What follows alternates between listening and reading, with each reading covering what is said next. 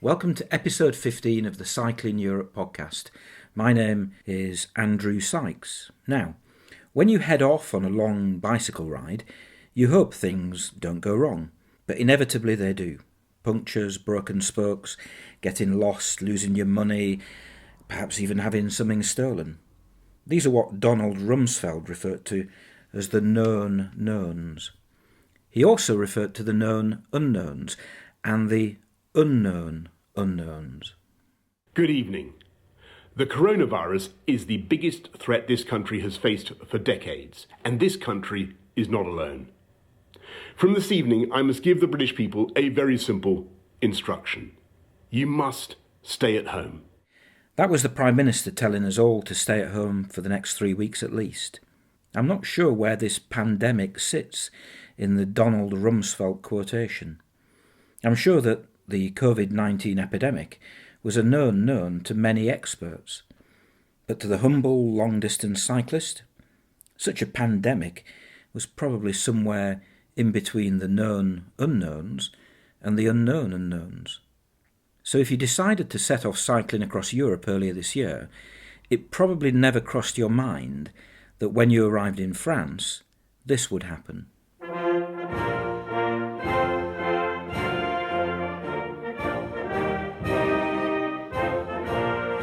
Françaises, Français, mes chers compatriotes, jeudi soir, je me suis adressé à vous pour évoquer la crise sanitaire que traverse notre pays. Jusqu'alors, l'épidémie de Covid-19 était peut-être pour certains d'entre vous une idée lointaine. Elle est devenue une réalité.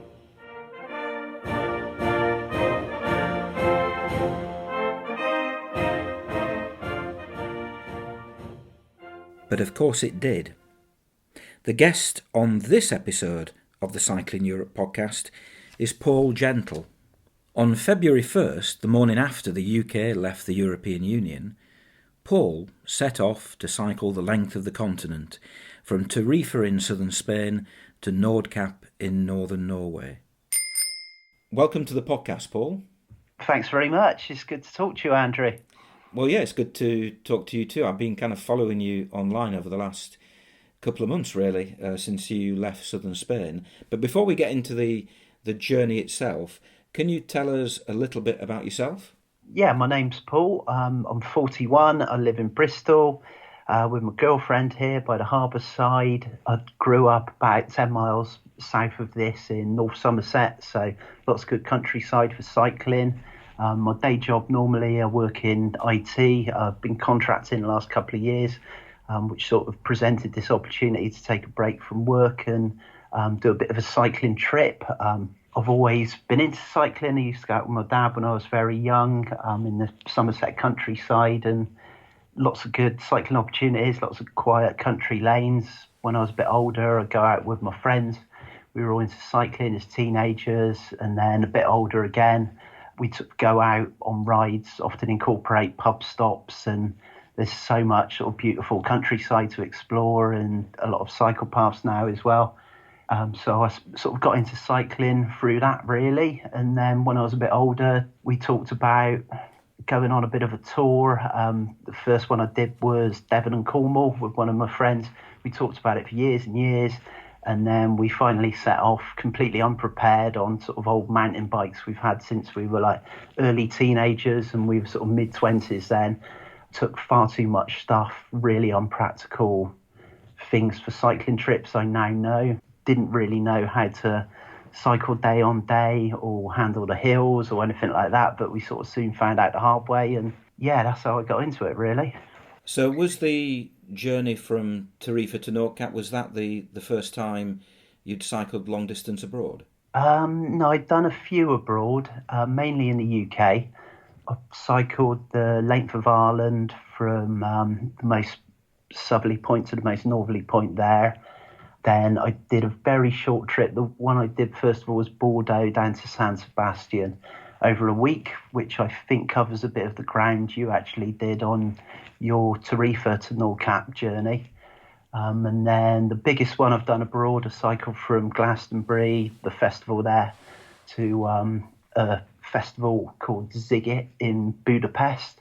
So Glastonbury to Budapest via Lyon. I wanted to take a detour to Lyon to watch the Tour de France that was passing through. So that's the sort of biggest one I've done abroad in 2013. It seems like a long time ago. So you had quite a lot of experience before setting off.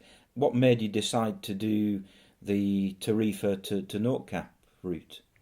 I think I always wanted to do one sort of more big cycle ride before maybe I get too old to do it, or I don't know if you're ever too old, but always felt like I enjoyed the Budapest Glastonbury one so much that I'd always sort of planned to do another. The opportunity hadn't arisen. That route in particular, I guess I'd looked at a number of options. I was thinking about carrying on. When I went to Budapest, a lot of it was down the Danube cycle path, which was fantastic. And I looked at finishing off the Danube route and taking it all the way to the other end of the river, basically at the Black Sea. But the cycling conditions didn't look that great. I got a book on it, and I thought the first bit of the journey was really smooth cycle paths and really nice cycling conditions. And from Budapest onwards, it got a lot rougher and you'd be on the road a lot more. So I sort of ruled that out. I was thinking about going through Croatia and Albania like you did on your tour. I read about that. I was a bit put off by the road conditions and the traffic in Albania. So I was umming and ahhing for quite a long period of time. I mean, this went on years, and it was thinking of a route and then finding the sort of right opportunity in life to do it, building up the finances and building up the courage to do it. And in the end, I just thought, why don't I pick a load of places that I'd like to actually go and cycle and sort of make up some route out of it. So I thought I definitely want to go to Spain, explore more of that. We've been doing some Spanish lessons. I've always liked Spain, and I thought it'd be a good place to start in the colder months. When it's cold here, it's going to be warm at the bottom of Spain. So I was thinking, okay, start at the bottom of Spain and then head up. I wanted to see more of Eastern Europe. I've always enjoyed spending time there. Love Budapest and Hungary. Always wanted to go to Slovenia, and that looked really good for cycling. I'd read a few bits. I'm not sure if you've read Tim Moore's book. He's another sort of cyclist. He's a travel writer, really, but he's done a number of sort of cycling books in amongst other travel logs, and he cycles the Iron Curtain Trail down through Finland. I think he starts in Norway, and then he goes down through Finland, and then Latvia and Lithuania and Estonia. Sounded like a really interesting trip, so I thought I'd like to incorporate some of that. And then thinking about all these places, I sort of joined the dots and thought, actually, this route is pretty much covering the length of Europe from Tarifa to Nordkapp. So possibly I could aim to do that and incorporate all these places that I wanted to go. So that's how it came about, really. And I thought I'll start off at the bottom of Spain, and I won't actually tell anyone I'm going any further than France. So there's no pressure. If I can't handle it, if I'm not enjoying it, I can just give up. But then a few people said, well, where do you think you'll get to, like, realistically? Like, what's the furthest point you possibly could get to? And I sort of said, well, if all goes well and I'm enjoying it, I might even get to Nordkapp at the top of Norway. And as soon as I'd said this to a couple of people, they said it to a bunch of other people. They said, do you know he's cycling to Norway? And then it sort of got out of hand, and then it became like just taken that I was definitely going to cycle from Spain to Norway. And once everyone sort of started saying that, I thought, well, I've got to aim to do that, and that's got to be the mission. Your planned route is certainly not a direct route. It takes you initially along the Spanish coast and then southern France, and then you go across Italy and then up through Eastern Europe. So, I mean, when I did it, my route was relatively direct, not the most direct, but it was relatively direct from Tarifa to Nordkapp. But certainly yours was a lot more round the houses. How many kilometres did you envisage it being? I've got a feeling, I only informally sort of worked it out, but I think it was coming out about 7,500 kilometres. Though, as you probably know from your cycling trips, that a lot of stuff you plan, when you actually do it in reality, it turns out being a lot more. It wouldn't surprise me if you'd ended up doing nearer 10,000 actually, because mine was 7,700, I think. So I would imagine yours was probably going to be significantly more than that. It wouldn't surprise me, Andrew. I mean, that sounds like it's very much in keeping with every plan I've made for every cycle tour before. I think it's going to be a certain amount of mileage, and it ends up being a lot more because I miscalculate. I was hoping with the cycling navigation app I've got now, it would sort of give me a more reliable picture, but then I was still working out routes, and it was coming up with a certain mileage, and then I'd actually do it and look at the end of the day and it would be more. I think you factor in the getting lost or getting to a route and it's either too busy with traffic or it's too rough to cycle on, and then I choose to go somewhere else and take a bit of a detour, so you end up doing more than you plan. I've always done that. 10,000 is probably more realistic than 7,500. But now, the other thing that is interesting about the start of your trip is the fact that you set off on February 1st. Now, February 1st seems a long time ago now, bearing in mind everything that's happened since February 1st. But that was the day after the UK left the European Union. Was that a planned act of defiance? I'd like to say it was, but it wasn't. I'd been planning this for years, really, and I came up with the sort of idea to do it in February, sometime before. I mean, it was the previous summer. I was conscious that I'd been talking about it for ages and hadn't done anything to do it and kept putting it off. So I spoke to my girlfriend and we sort of informally said, okay, well, 6 months from now is the start of Feb. So I'll aim to do that as a solid date. And obviously at that point, the Brexit deadline was supposed to be the 31st of October, I think. It might have even been before that, and it got delayed to the 31st of October. But certainly when I was in the thick of planning it and started looking at train times and the average temperatures in each place, I mean, I spent a lot of time looking at that because I didn't want it to be too cold when I had to cycle places. And when I was going through all that stage, we were thinking start of Feb and finish sometime in June when it would hopefully be warm enough in Nordkapp. So we didn't plan it around Brexit like that. When Brexit got put back to the 31st of Jan, I thought, damn it. I mean, that's right at the same time I was planning to start cycling, and there was sort of all worries at the time that it might cause travel disruption and getting into Europe and sort of queues at ports for getting on ferries, and the pound performing against the euro might take a bit of a dive. So it was all sort of like worries then. And I was thinking, well, is it the best time to do it?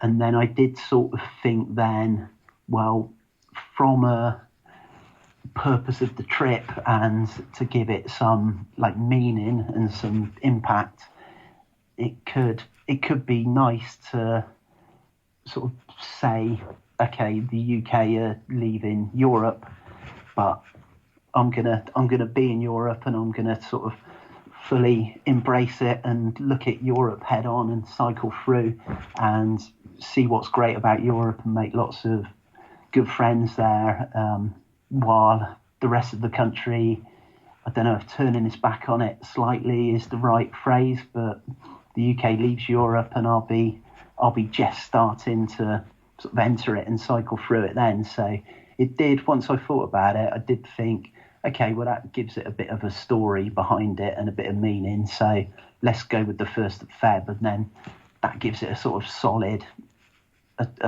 deadline for me to sort of get organised and actually like start booking stuff. Yeah, because there's a fantastic picture that you posted to Instagram, and it's the sun setting over Tarifa, or over the Isla de las Palomas, just to the south of Tarifa. And you make the comment on the Instagram post that as the sun sets on Britain's membership of the European Union, here you are setting off across Europe. So I thought that was quite a nice moment. I was the most southerly person in the most southerly bar or place you could get a drink in mainland Europe when the sun set then. So I thought that was, I mean, it's not something I'd really set out as an important thing, but then when I sort of was strolling along the front and I saw a bar open and thought if I get a beer there and I sit right there, they had some chairs on the beach. So I thought I'll sit there, watch the sun go down, and it'd be a nice sort of poignant moment and a sort of nice thing to do on the eve of the trip, really. Perhaps when we rejoin the European Union in a few years to come, which I'm sure we will, you can go back and recreate the moment. But anyway, we're veering dangerously into politics, so let's talk about the cycle in Spain. Did you have a set route that you were following? Were you following any of the Eurovelos, for example? Were you following any local routes? Tell us about Spain. Yeah, well, Tarifa was determined as the starting point when I thought about Tarifa to Nordkapp could be good for the overall route. In terms of a route from there, I was at first thinking about following the coast. I love the coast. I love being by the seaside, but that bit of Spain in particular seemed quite built up, maybe a bit touristy. You had Gibraltar, Malaga, Marbella. So I thought maybe I could go inland for a bit and then started doing some research, looked what was around there. I was aware of the Via Verdes from your own book and from reading a few other things. So I thought, I wonder if there's any of them around there, and looked at the map, and by lucky coincidence, two of the biggest in Spain seem to go diagonally north-east from where I was starting to where I wanted to go.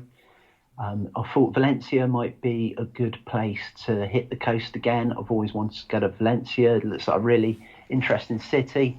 So I thought, okay, Tarifa, go inland for a bit and then come out on the coast again at Valencia. So it was as simple as that, really. And I plan to hit a couple of the Via Verdes, these sort of Spanish greenway cycle paths, a bit equivalent of the Sustrand cycle paths we've got in the UK. And up from there, it seemed like the quickest and easiest and possibly one of the most attractive ways up from Barcelona was to go follow the coast up, so I'm by the seaside for a bit, go through Barcelona. I've got a friend who's moved to Barcelona, so it'd be a good opportunity to visit him and catch up with him, and then over the border into France. So that was as informal as the original plan came from, and then obviously bulked out the details when it got closer to the time and I looked at individual stages. I cycled that route, which was, I think, in the end, very similar to your route when I did my Mediterranean route, and I got as far as Valencia and then realised I was running out of time and then headed inland to get to Seville and then, in my case, Cape St. Vincent in Portugal as soon as I possibly could. I was delighted, like you were, to find the Vias Verdes routes, which are, most of them are disused railway tracks, but I had a real love-hate relationship with them. Some of them were fantastic, but some of them I found the surface quality was actually quite difficult. How did you find them? Exactly the same, really, and I don't think they've changed much in the intervening years. I think it was some bits I got on the cycle path and it was just immaculate. I mean, it was an absolute dream. It was really sort of smooth surface, tarmac, loads to see, all these tables dotted around with taps occasionally, and you were thinking, wow, this is heaven for cycling. And then you'd suddenly, without warning, either hit a bit of a detour that took you on the main road, or the surface would completely deteriorate. There'd be some potholes, or there'd be large, like pebble-like stones, which made it very difficult to cycle on. I'm not sure what the criteria is to class something as a Via Verde or cycle path, but it seemed in part that some bits were probably okay for the more extreme touring bikes, verging on mountain bikes, but not really suitable for a more traditional touring bike like mine with a bit thinner tyres.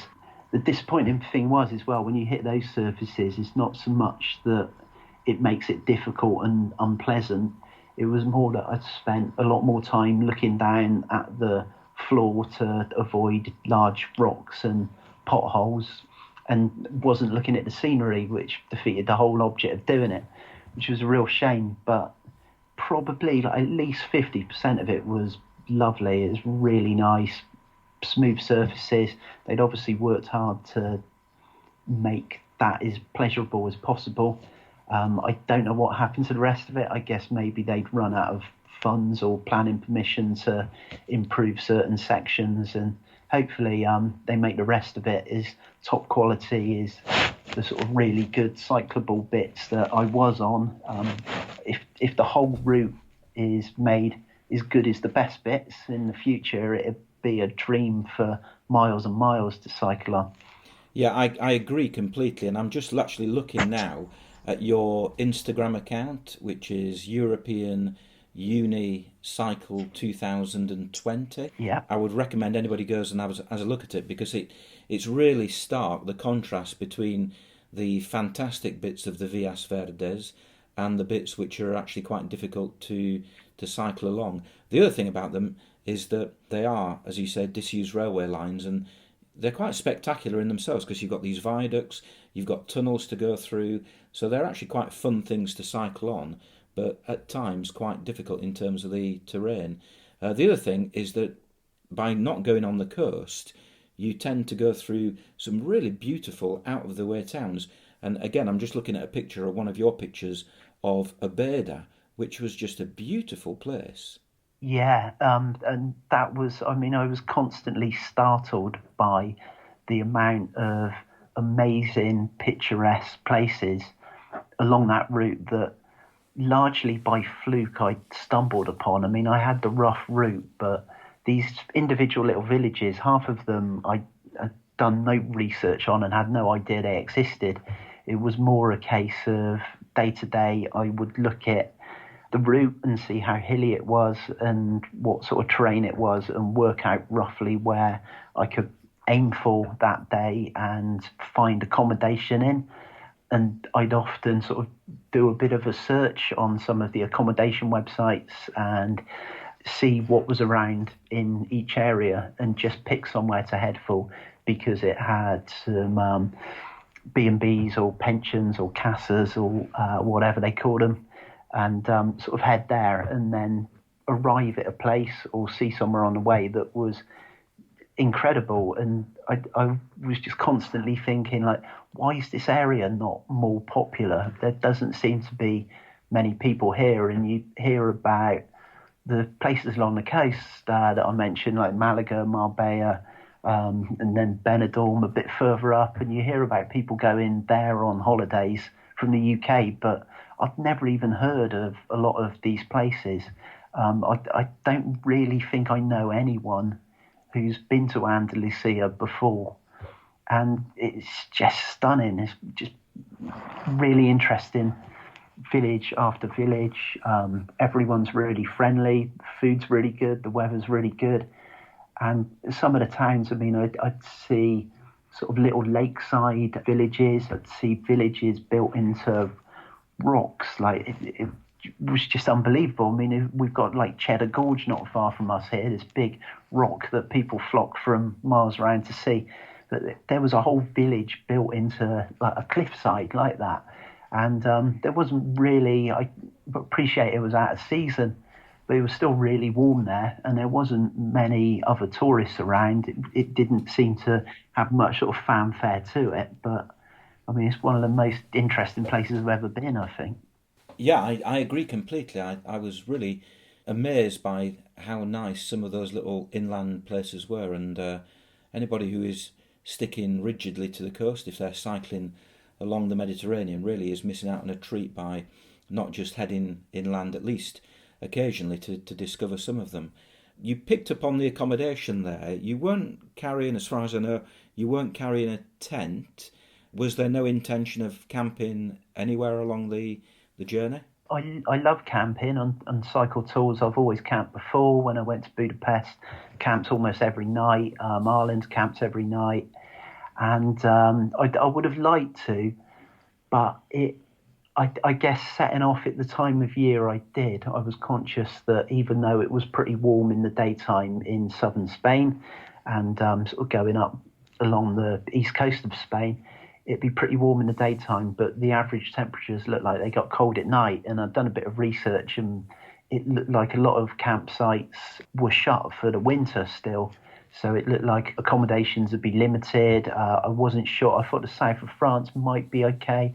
There might be a few places open, but it could be doubtful. And then when I moved further north, conscious that it'd still be a bit chilly when I was hitting the sort of lower Eastern Europe. My sort of limited experience of cycling in Eastern Europe as well, and reading about it and doing a bit more internet research, told me that there isn't so many camping options in Hungary, Slovakia. There's campsites dotted around, but they're few and far between, and accommodation's cheaper, basically. So I came to the conclusion that I could take my tent and sleeping bag and ground mat, and that would obviously take up a lot of pannier room, and I might not be using it that much. I've done a few searches as well for what accommodation options were around in Tarifa in southern Spain, and it sounded like there was a lot of like casas, and they were, I guess it's the same thing as like pensions in other European countries, but a house with a room and a sort of modest kitchen, and you could often get somewhere really nice for around €20. And I thought, well, I reckon I can do it through those places, and maybe sort of further in Eastern Europe as well. You could get a modest room for the night for not too much more money than I would be spending on a camping place. So weighing up all the pros and cons, I decided just to not bother with the tent and try and do the cheapest places I could find to actually stay within four walls each night. Yeah, I agree. I think the difference between, even in the height of the summer, the difference between the cost of a campsite and the cost of a very cheap hostel is pretty minimal. You're talking perhaps no more than €5-10, something like that. So it is worth, in terms of just getting rid of the weight, I suppose, on the bike, it is worth perhaps just abandoning camping altogether. Right, so we've got to, kind of the Spanish coast, the east coast of Spain. You're heading up there. Were you aware of the fact that follows the Eurovelo 8 route? Did you see any signs for the Eurovelo 8 north of Valencia?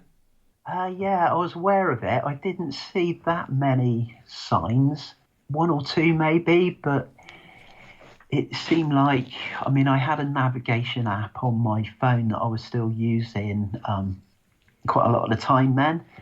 The bit between Valencia and Barcelona didn't seem like it took much planning anyway, because I just had it in my head that I wanted to follow the coast as closely as possible.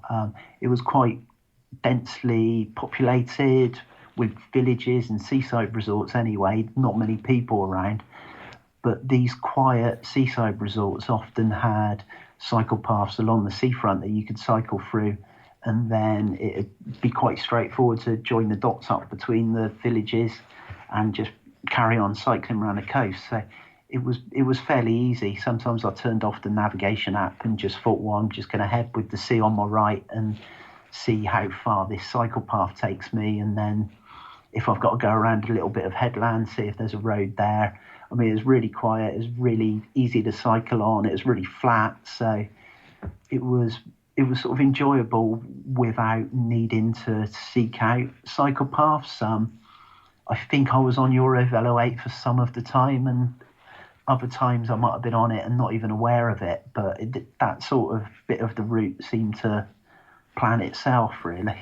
Yeah, it is nice when you're following the sea, because, as you say, you can't really go wrong if you keep the sea on your left or your right, wherever you're going. I suppose the downside is, and this was especially the issue I seem to remember when you approach the French border, it does get quite hilly, up and down, up and down, up and down. Yeah, definitely. And I was just in a bit of a dilemma what to do about that, really, because the route around the coast sticking to that not only looked hilly, but it looked really busy with traffic as well. And I was constantly trying to do Street View on various websites and sort of seeing how many trucks I could spot in sort of a mile radius of going through the sort of street planning, Street View thing. And it seemed like there was a busy road that followed the coast and it was hilly and there didn't seem to be any like respite at the edge of the road, not much hard shoulder or not much gap on the sort of right of the white line to sort of get out of the traffic basically. There was another big road further inland, and then the Eurovelo, I guess it was still Eurovelo 8 at that point, led you over a track with no traffic on between those two big main crossing points. And I thought, well, I've got to go with that, but it looks hilly and I'd read a few things that gave me doubts about the quality of that cycle path and the terrain. But I went for it anyway and thought if I got to get off and push for a bit, that's still preferable than fighting it out with trucks on a sort of busy main road. So you crossed into France just south of Argelès-sur-Mer, I think. And tell us about the French bit. Again, you were following mostly the coast, weren't you? Yeah, it was such a contrast. I mean, the route I'd picked to cross the border, it was up a big hill to, I think the crossing point's called Col de Panissères. Probably pronouncing it completely wrong. My French and Spanish is rubbish. The Spanish side going up, it was almost uncyclable for large chunks. There was just sort of huge rocks and it was beyond potholes. There was like caverns in the road. It was so bad. And it was really steep as well. So I tried cycling as much as I could, but ended up pushing. I got to the border at the top, just marked by a little church, and instantly the cycle path completely changed. It was just smooth tarmac. I mean, you could see it was just like one line where the road was almost non-existent, and then it was just like this smooth tarmac that led down the hill the other side, and it couldn't be more of a contrast. It was almost like the French were showing off with their cycle path, and so it's just like a really easy glide down, and then you hit the sort of slopes at the bottom, and there was more trees and more sort of slightly built up area. You started seeing a few towns, but it was generally still a nice smooth cycle path that took you all the way back to the coast at Arles.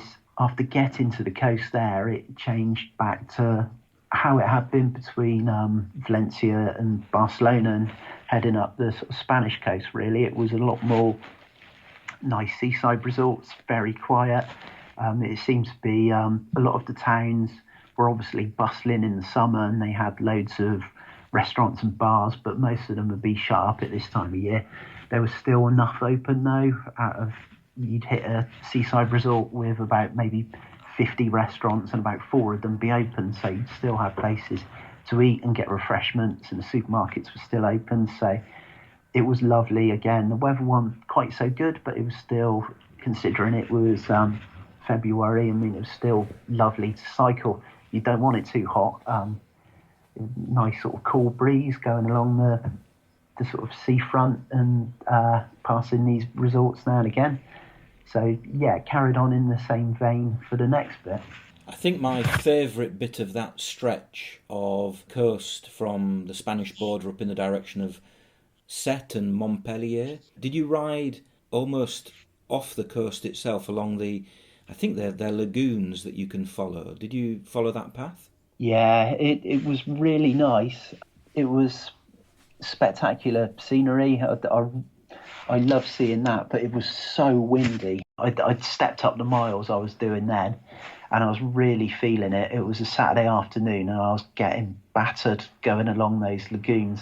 So it didn't make for the most enjoyable experience in that respect. But yeah, I mean, is a place to cycle. And if you were cycling the other way and you had the wind behind you, I think I'd be marking that down as a highlight as well. As it happened, it was really even though it was flat and you think, well, this should be fairly easy, and it was really nice cycle paths and it was good stuff to see, I was struggling then. East of Montpellier, you headed inland, and it looks to me from your map that the next place you actually hit the coast was Nice. Is that correct? It was just before Nice. It was the day before. I headed inland the afternoon from Sète, which you mentioned. Spent 2 nights in Montpellier to get my breath back after that grueling cycle. And then I went slightly further inland to Nîmes and then headed through the countryside there, culminated at Draguignan. Yeah, so that was a nice little place. So that was raining all day when I got to it, so not the best memories in that respect. And then after that, I was going to carry on the Eurovelo, which I think takes you out at Cannes. And just by chance, I was leaving Draguignan and saw signs for another cycle path, which I hadn't read about and didn't know it existed, but I thought, oh, what's this? So I had a look at the sign, and it was taking me along a railway track that looked really nice. It was taking me south and towards the coast a bit sooner than I was planning to hit the coast again. So I thought that looks good. It's downhill and it's flat rather than a big hill out of Draguignan. So I took that, and then that was really nice. It was a really nice day, actually. I fancied a short day. Sun was out, and that took me more or less downhill the whole way, as it often is when you're hitting the coast again. And I came out at a place called Saint Raphael, I think. And then the next day I cycled around the coast from Saint Raphael through Cannes and Antibes and then into Nice that afternoon. Right, so Nice, now, as we now know, that's where your journey, your cycling journey, had to stop. At what point in the trip were you becoming aware of the COVID-19 problem? I'd heard it mentioned almost from the start, really. I mean, I was aware that it was happening in China and they were dealing with those issues. When I was in Valencia, my girlfriend flew out for the weekend, and I remember talking about it there, and at the time it still seemed like a distant thing that might not affect us. By the time I'd got through to Montpellier, it had hit Italy. It was in the news quite a lot more. A lot of people were talking about it. I think there'd been a couple of cases, very isolated cases in Montpellier just before I got there. It went to more of the forefront of my mind there, and Montpellier was a week before I got to Nice. So by the time I hit Nice, there was quite a lot of talk about it, and it was definitely becoming more of a worry, in particular because I had to hit northern Italy, and my original plan was to follow the Eurovelo round the coast into Italy from Nice, and I think you go through Menton, and then you go north from there, and the Eurovelo route that I was thinking of following originally takes you right by the 12 towns in Italy that were worst hit and quarantined pretty early on in the disease spread into Europe. I thought, well, this is almost going to rule out that original plan, but I still thought, well, I'll go into Italy and follow the coast around and go a bit further south and cross Italy. Further south, you had to come out by Venice and do Venice at some point just to get around that bit of coast to get into Slovenia. So I was still planning to do that. And then it obviously spread, unfortunately, in Italy. And I got to Nice on the Saturday afternoon, and I was having sort of serious doubts whether it would be a good idea to cycle into Italy the next morning as I was due to, partly because there was a risk of more areas becoming quarantine. There was talk of that. Obviously, the last thing I wanted to do was go to an infected area a bit flippantly and without sort of any sense of regard for not just my own well-being, but I was thinking, is it a good idea to cycle into somewhere where there's a heavy number of people infected with this virus and then carry on cycling somewhere else? It just seemed like it was less and less of a good idea the more I thought about it. And then on the Sunday morning, the decision was taken out of my hands. So I'd pretty much come to the conclusion that I wouldn't go to Italy. And then the Sunday morning, the whole of northern Italy, first of all, was put into lockdown. And then I think the day after, the whole of Italy completely, not just the northern bit. So the decision was sort of taken out of my hands. Was it ever an option to head north and then head into Switzerland and access Eastern Europe a little bit further north? My original plan with cycling into Italy, because the weekend after I'd actually arranged to meet a friend in Nice anyway, and he was flying over and we were going to watch the Paris-Nice cycling race. So I was always going to cycle into Italy for 3 or 4 days and then get the train back to Nice anyway to meet him. With the coronavirus taking hold throughout Italy and other places in Europe, I thought it might be sensible to just wait the week out in Nice and book in there for 8 days and meet my mate when he comes out and watch the cycling and then take stock. So I did that and then thought I'll take this week to think about it and think up the best plans. So I'd actually appealed on Twitter for any ideas and possible alternative routes. And I was coming up with a few ideas myself. There was one option to go north, like you say.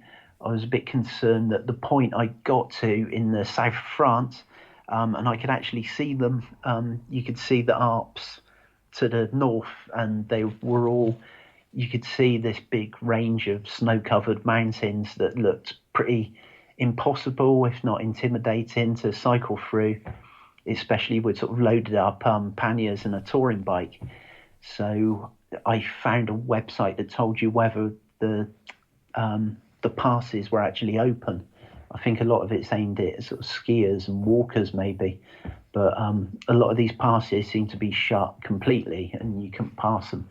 So I was thinking maybe I could go back the way I'd come and find a way further west to get over the Alps, or a few people suggested as well, and I'd sort of thought about from Nice I could get a ferry down to Corsica and then Corsica into Italy, and this was before the whole of Italy was quarantined and infected by the virus, but sort of cross Italy a lot lower down and then get a ferry into Croatia. But that was sort of soon ruled out when the quarantine area spread in Italy.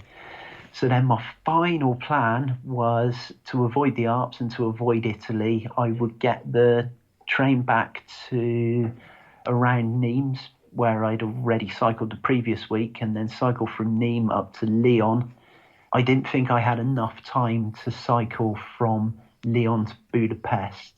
I had to be in Budapest in a certain date because I was meeting people and we booked accommodation. I didn't want to let them down.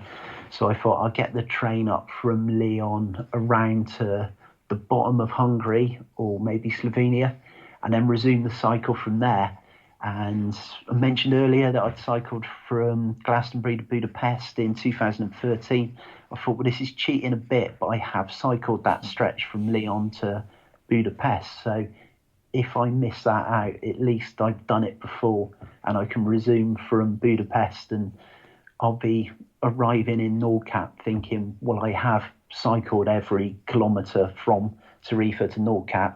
I just haven't done it in one trip, which would be disappointing, but at least I've done it in some form, even if it's over the space of 7 years rather than in one sort of continuous stretch. And I can always go back in the future when things have calmed down and maybe do the Nice to Budapest or Nice to Slovenia section, or cover the Lyon to Budapest bit again and join up the dots basically between the start and the end of the journey. So I was still planning to resume in some form further north, but obviously things escalated again and that didn't happen either.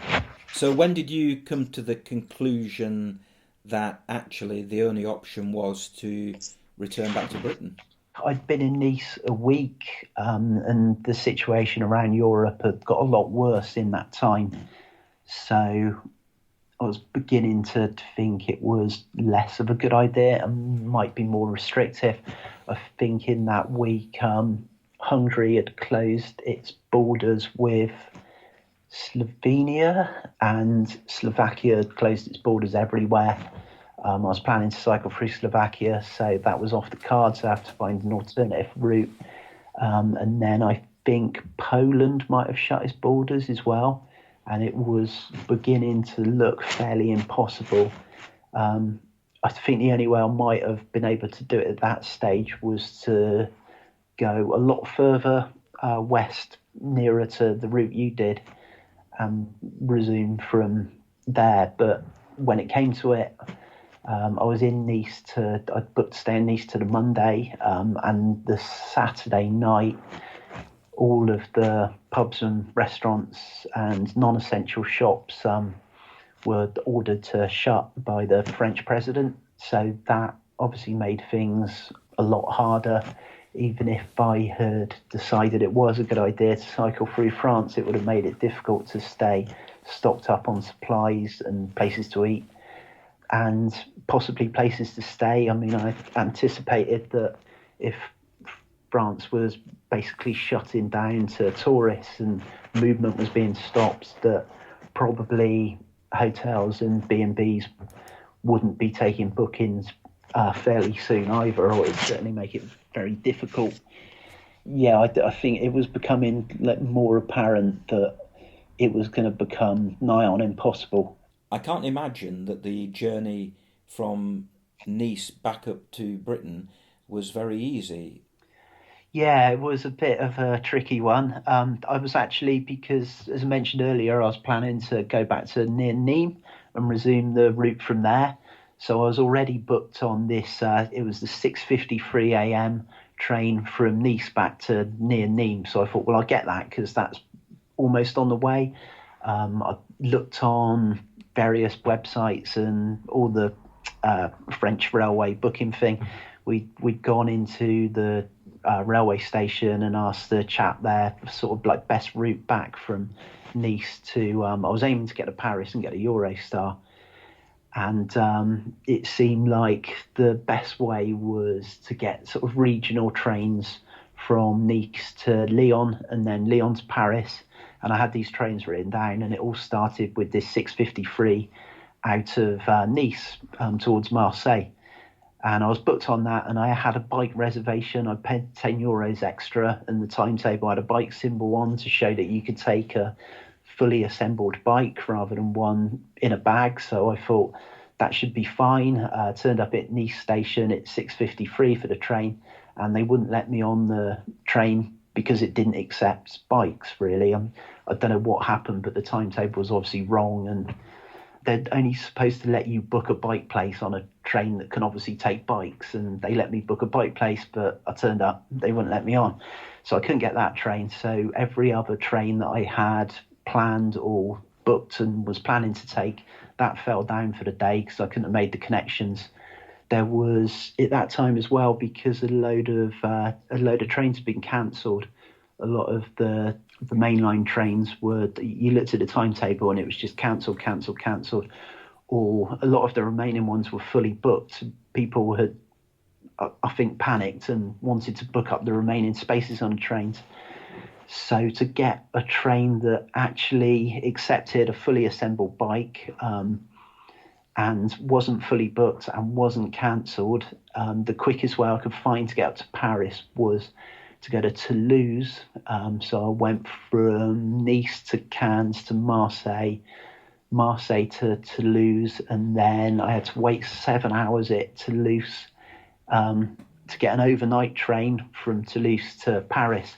So I wasn't that excited about the prospect of getting an overnight train, but it seemed like the only option. And then I was in Toulouse station waiting for my train. I think I was there from like 3 o'clock to about 10:30 at night, and at 7 o'clock Emmanuel Macron made his speech that the lockdown in France was going to be stepped up, and the speech didn't go into details about what type of border closures there'd be, but he mentioned in agreement with the rest of the EU, there'd be border closures and people would be restricted from travelling within France from 12 o'clock the next day.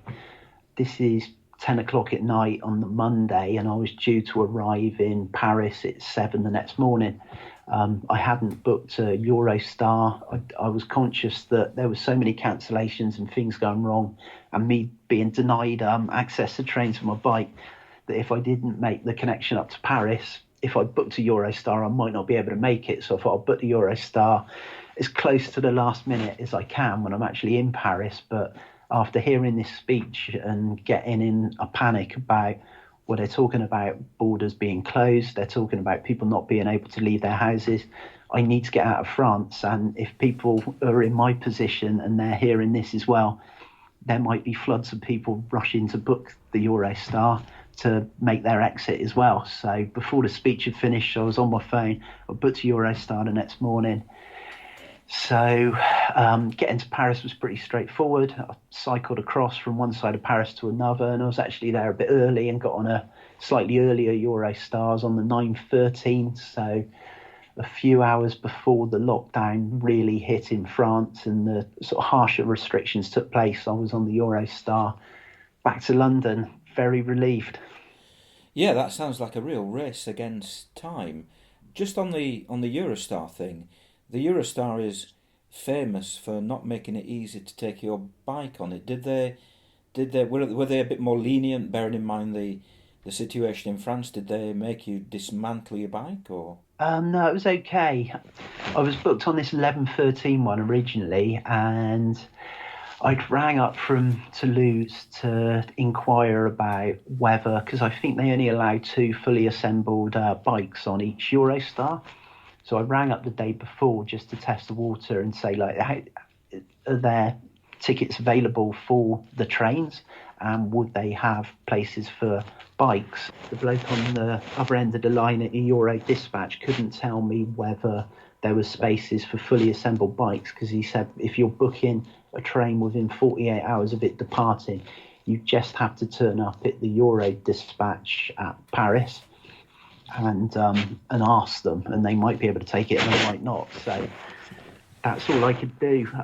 And when I did turn up at the station in Paris and asked, I was showing them that I was booked on the 11:13 train, and they said okay. I mean, the guys in the office didn't really speak much English, and I don't really speak much French, so between us we communicated that I was booked on this train, I wanted to take a bike, it was fully assembled, so I paid for the ticket there, and then it was okay. When I went to check in, there was the opportunity for me to get an earlier Eurostar, so I got on it, and then I had to wait in London for 2 hours for the next train that actually had my bike on.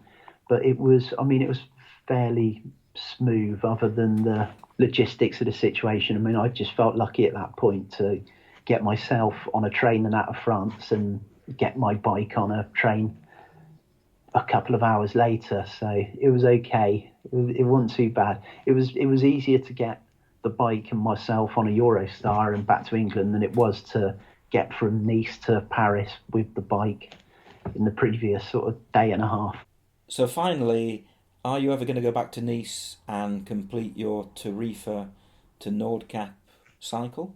I'd love to be able to think so. It might be difficult. It's taken a number of years to get to this point where it's been a suitable point in my life, and it fitted in with other plans and finances and employment and all of this stuff to get the window of opportunity to do it once. I'd like to think so. It's difficult, obviously, as you know, it's very weather dependent on when you can actually finish in Nordkapp. So I think for this summer to realistically start cycling again and hit the top of Norway at a time where it's not snowing and you can actually like physically get a touring bike up there is maybe unlikely.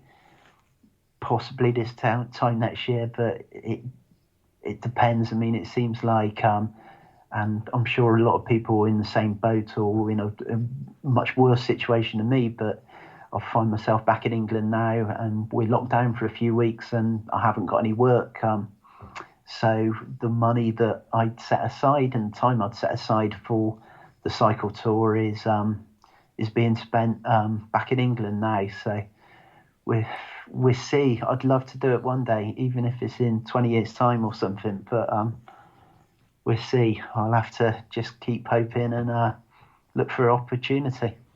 Well, I hope one day you do get the chance to finish the ride, because I think, especially choosing the route that you've chosen, it will be a really interesting experience. And like you said, there's no rush, is there? You could do it next year, you could do it in 5 years, you could do it in 20 years. The fact that you've still got it in mind to do at some point is a very positive thing.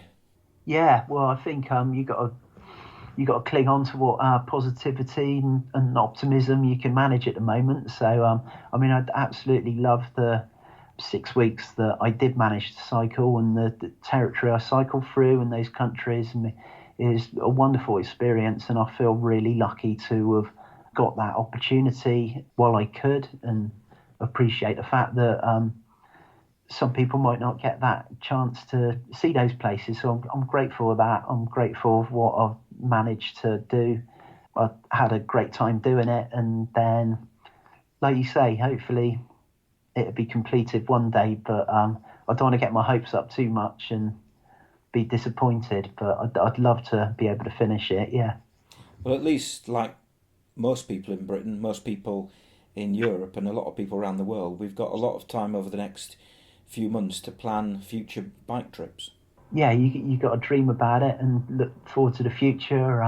Also try and take the opportunity to focus on the good times that I've had, and maybe I'll carry on writing up the blogs for your website, and maybe do a bit more writing in depth now.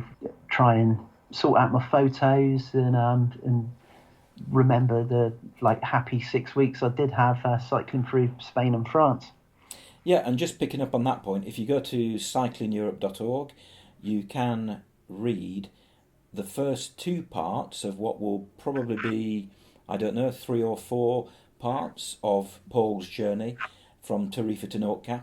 Currently on there you can read about Spain Part 1 and Spain Part 2, and hopefully at some point in the next few weeks, perhaps also about the French section of the trip. And then, who knows, in a year, in 5 years, in 20 years, we can also read about the rest of the trip from Nice to northern Norway and Nordkapp. So good luck with that. Thank you for speaking to the podcast, and happy cycling. Thanks very much. Yeah, it's been a pleasure, and happy cycling to yourself when you get the opportunity to go out again, hopefully in a couple of weeks' time. Thank you.